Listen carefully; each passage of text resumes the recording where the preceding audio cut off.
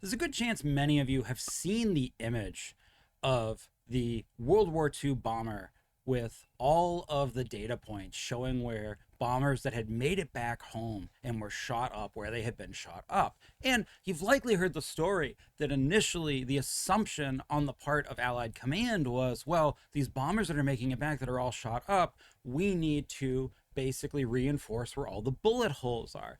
And it's an example of survivorship bias, because actually what we'd want to do is reinforce the parts of the plane that aren't shot up, because those are the only parts of the plane that can't get shot up in order for it to return. Why am I talking to you about survivorship bias today on this morning? Because it has a lot to do with process design. I was having a conversation the other day with Ashley Cooper, and Ashley was talking about this idea that if a process is not really optimized for the people that are going to follow it, those people will find their own efficiencies, whether or not that's to the detriment of the intention of the process. We have a term for this. It's called desire path. And basically, given a set of circumstances where there is an expected behavior, people, in the absence of active reinforcement, will follow the most desirable path for their own efficiency. Great example of this being pretty much on any college campus anywhere where there are defined walkways and then large grass areas. There are student-made paths across the grass areas because we're lazy and we cut through that stuff. That is an example of desire path. What do these two things have to do? Survivorship bias and desire path have to do with process design. Well, in the example Ashley gave me, in her first job at an ISP when she was a very young woman in tech, there was a punch card time clock. And if you punched in late for your shift, it rounded up to make you 15 minutes late. And Ashley gave the example that if she was a minute or two late to work, she figured, screw it, I might as well just go next door and get a bagel first and show up 14 minutes late, since either way I was going to get docked 15 minutes.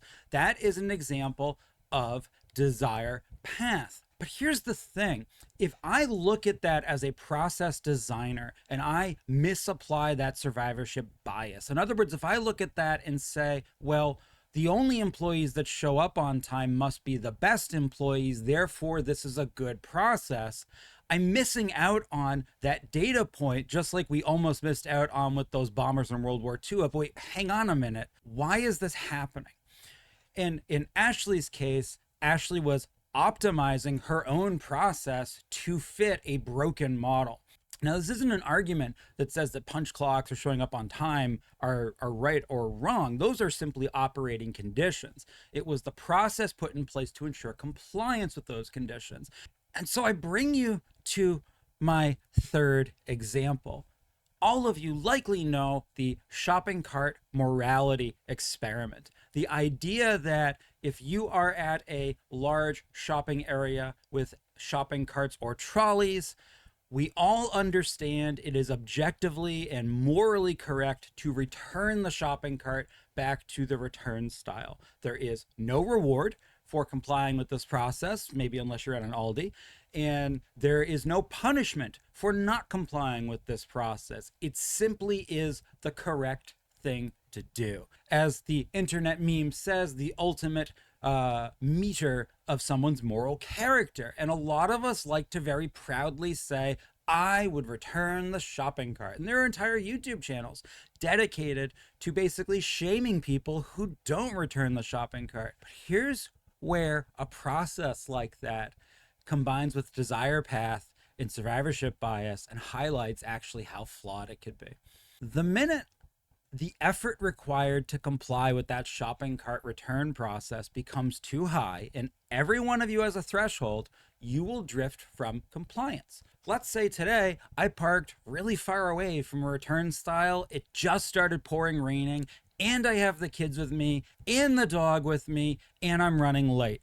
Absolute chaos. Am I still going to return the shopping cart? Many of you are going to say yes. Some of you in your head are questioning it for a moment. Let's make that process a little bit more difficult to comply with.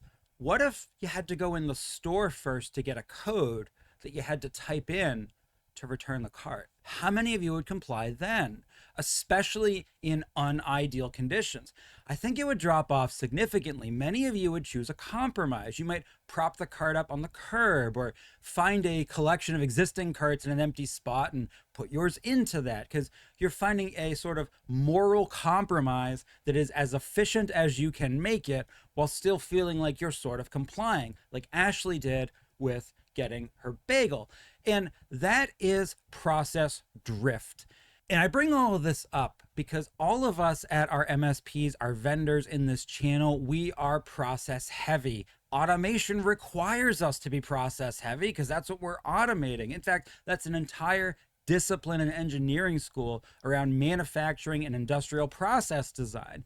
When's the last time you went in, took off your survivorship blinders, put on your process desire goggles, and looked at how much effort's actually required to comply with your process? I think you'd be surprised. There are a lot of subtle psychological tricks that work against us. A common example that a lot of us do inside our ticketing systems, we have drop-down menus to select things. Do you know that brain science pretty much backs up that if I have a drop-down menu and I have to scroll in the drop-down menu more than 3 times, I won't. I'll start picking something that is the best fit from the first 3 scrolls, even if it is not the right fit. I've already drifted from the expected outcome with a process that I do agree with is a valid process. Just like Ashley agreed that having a time clock was a valid process, I drifted from something I had a moral agreement with because the effort to comply was too much. Think about that on this Thursday.